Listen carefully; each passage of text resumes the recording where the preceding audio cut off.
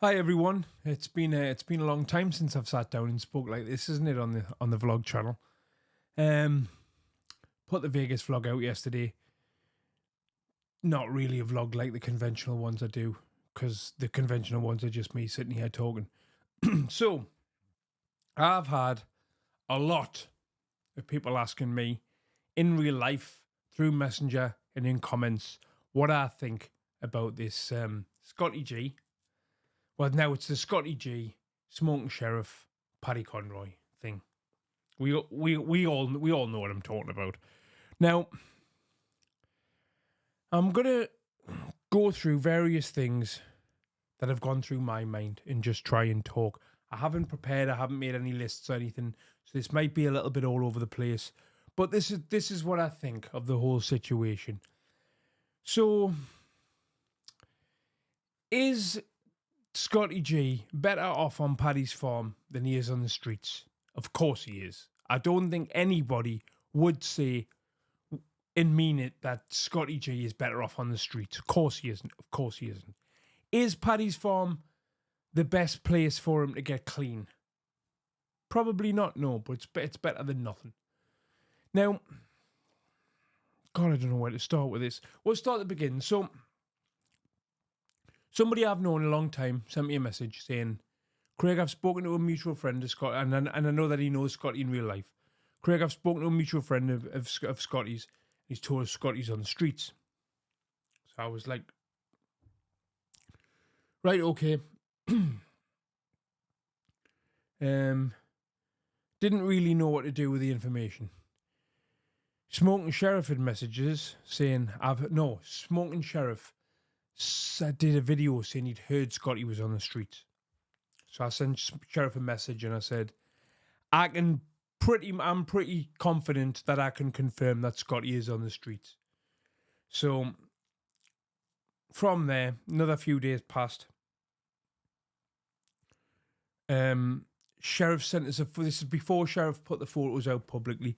Sheriff sent us a photo of Scotty G lying in front of Burger King in Wallsend, looking extremely homeless, lying on the floor, cuddling a cuddly toy monkey. And you could tell this photo had been taken from somebody's car window as they were driving past. They've just gone, oh shit, there's Scotty or whatever, and took a photo for whatever reason. To this day, I don't know who took that photo. I'm not bothered who took the photo. It's not important, is it? So when Sheriff sent me that, now this is the day before Sheriff found him. Sheriff sent me that photo, and I said to Sheriff, I know exactly where that spot is with being from Wallsend. I was like, so I'll go there now. Obviously, the photo was taken a few days beforehand, but I was like, I'll go there now and I'll have a look around that area because I know I'm from Wallsend and that's where it was. You know, I'm originally from Wallsend. So I thought, right, I've got to do my food shopping. Now, I thought, instead of doing my food shopping where I normally do my food shopping, there's an Aldi opposite that Burger King in Wallsend. I'll go to that Aldi. I'll get the shopping I need. Two birds with one stone. So I've turned up there. I've sent Sheriff a little video privately. I was like, look, that's the spot where he was. I'll have a look around the town centre, see if I can see him. Sheriff said, no bother. I've had a look, can't see anything. Then that night, it must have been a Wednesday, because that night I was at an NA meeting. Speaking to a lot of people in NA. So this is the other thing as well, right?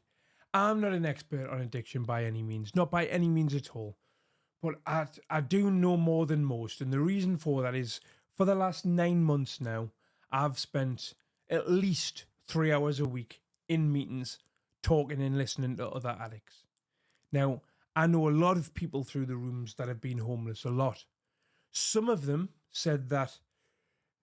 So in addicts, before things change in that addict's head and the want to get better, normally there's a rock bottom. Now, everybody's rock bottom is different. Everybody's.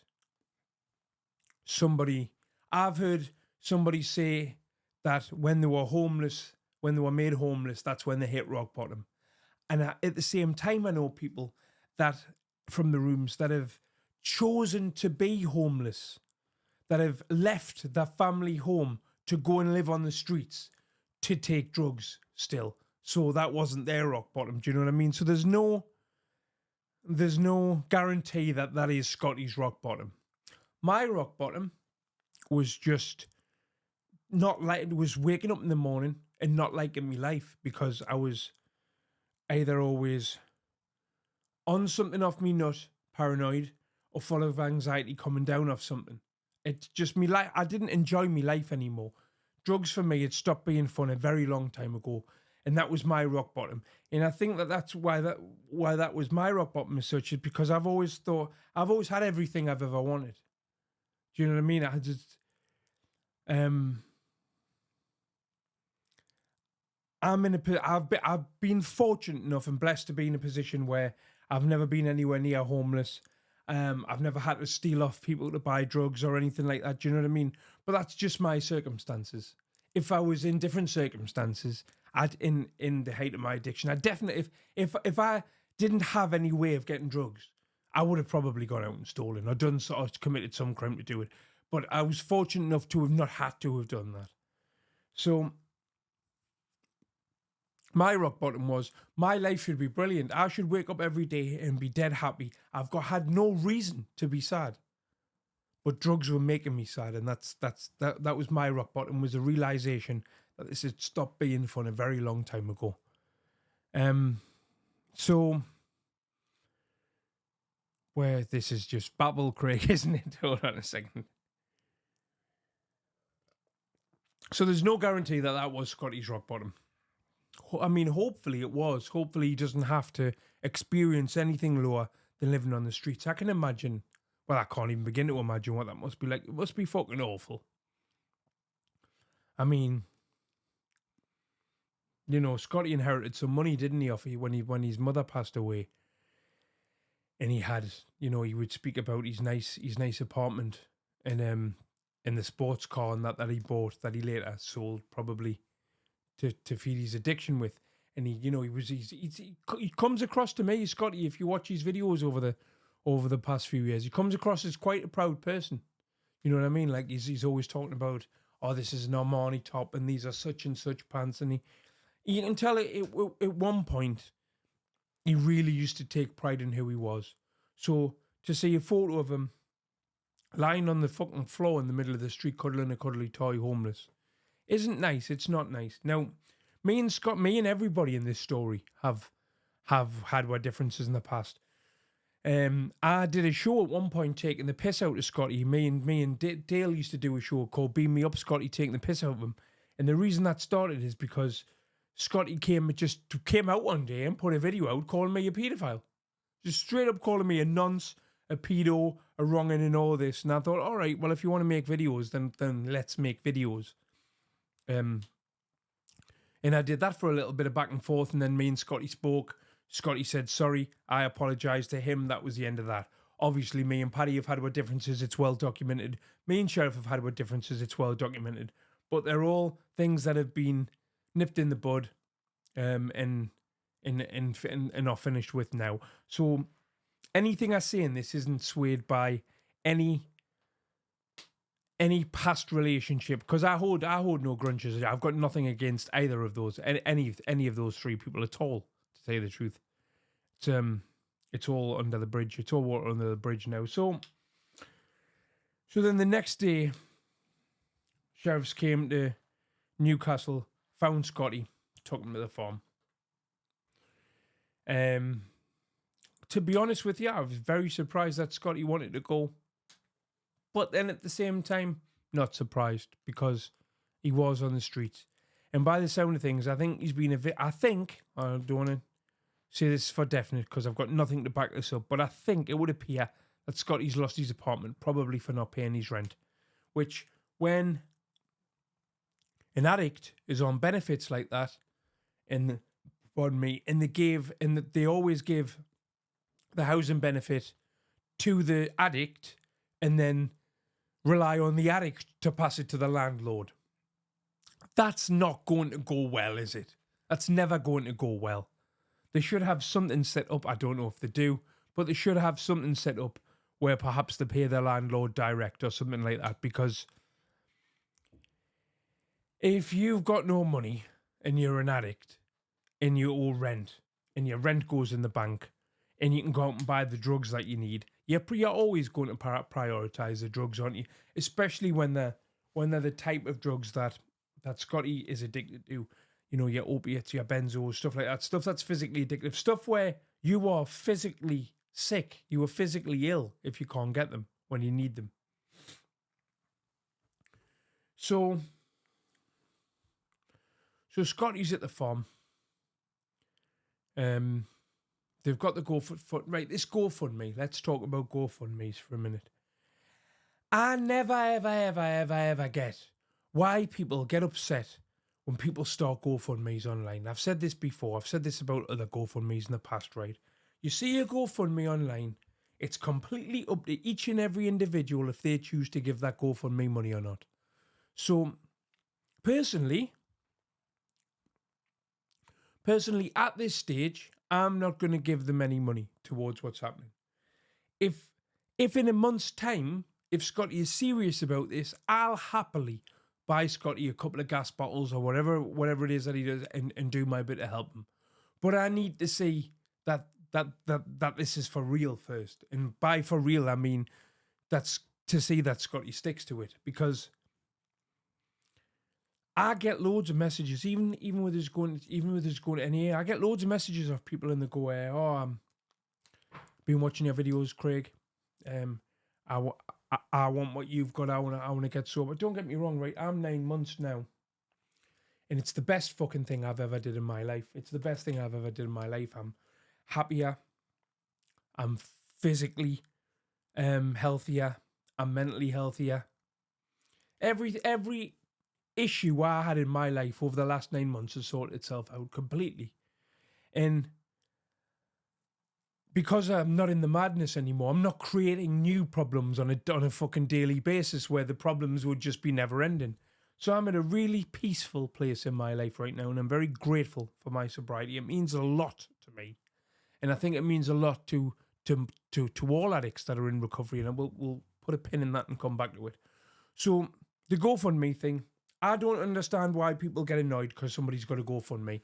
Either if you see the GoFundMe and you think, "Oh, they're going to GoFundMe, I'm not giving them any money," cool, just don't give them any money. Or if you see the GoFundMe and you think, "That's a good cause, I'd like to support that," support it. It's just, I don't know, I think a big part of that's just this corner of YouTube as well, and people like to moan about fucking anything anyone does. Like I say, personally, at this moment, well, they seem to have enough for what they want to do. If a month down the line, if this is still going on and Scotty's serious a month down the line, I'll happily give them some money to get Scotty something, just a substantial amount of money. Quite happily do that. But in these early stages, I'm still a bit dubious. What I was saying is I get a lot of people sending me messages about NA, and they go, "I want what you've got. It's time for us to give up, blah, blah, blah, blah. Where are these meetings that you go to?" I send them the website. I tell them which individual meetings I go to. I'm like, "I'll meet you there. We'll go for a coffee first if you want, whatever." And they don't turn up. And then 6 to 8 weeks later, same people. "You all right, Craig? When are their meetings on and that?" And, I'll tell them again. And by the third or the fourth time over, and it's always about 6 to 8 weeks in between each message. I just get sick of them in the end. I'm like, the meetings are still the same time I told you the first time, mate. Do you know what I mean? Some people want it, but some people haven't got it in them, or haven't hit a rock bottom, or just aren't ready to make that commitment to recovery. And one thing I've noticed in recovery is all of the people that are there for somebody else don't last 10 minutes. You've got to do this for yourself. Recovery is it's a selfish process. It's a selfish program. You've got to do it for yourself. But then the benefits of doing it for yourself will eventually affect everybody around you in a positive way.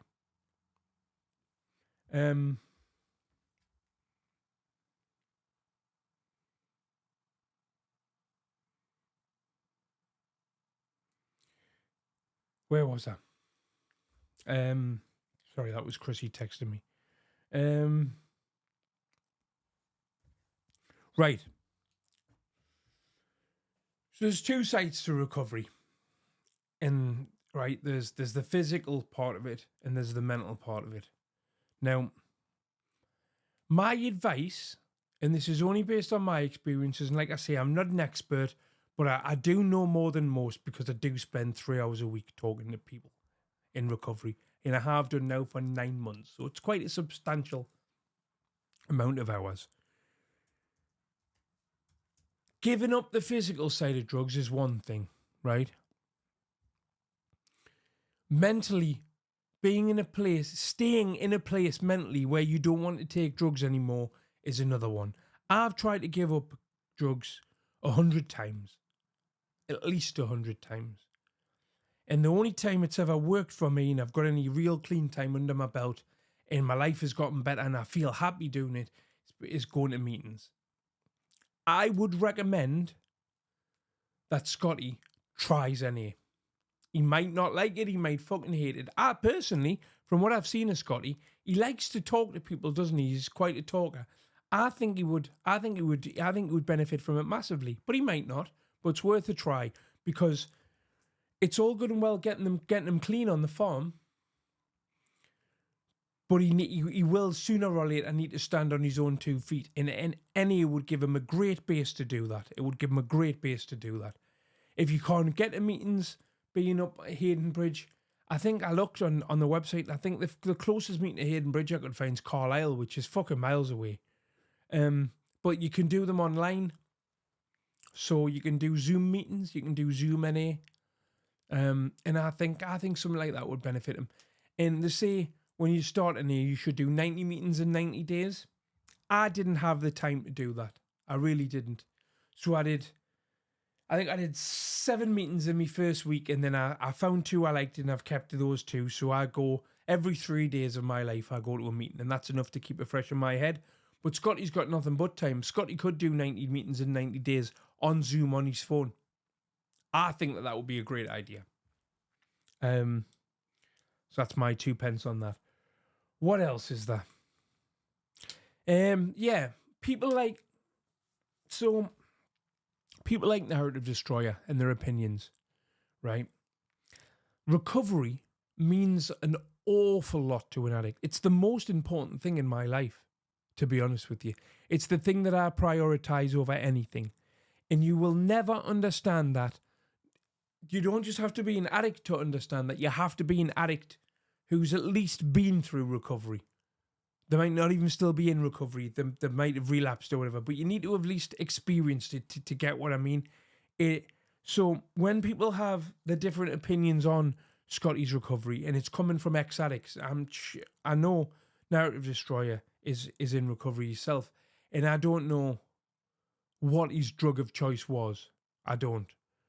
But you can tell, so I wouldn't take too much. I see him getting a lot of shit for just having an opinion, and I wouldn't be too quick to have a go at him because it clearly means something to him. Do you know what I mean? Sheriff and Paddy, by the looks of things, have the best intentions, right? And I know that that's quite a controversial thing to say. I've heard Paddy on lives years ago talking about helping addicts in the past get clean and stuff like that. So I believe that they've got the best intentions. Whether they have the best skill set to help them is debatable. To me, Scotty would be better off in a rehab facility, but I've heard him say on one of Paddy's lives that if a space comes up, he's more than willing to do it. And everybody moaning that he's on the farm, I don't get it, because he's better on the farm than he is in the streets. I'd rather be sitting in Paddy's shed than lying around on the streets of Wallsend in the rain 24 hours a day. And anybody who says otherwise is fucking stupid, in my opinion.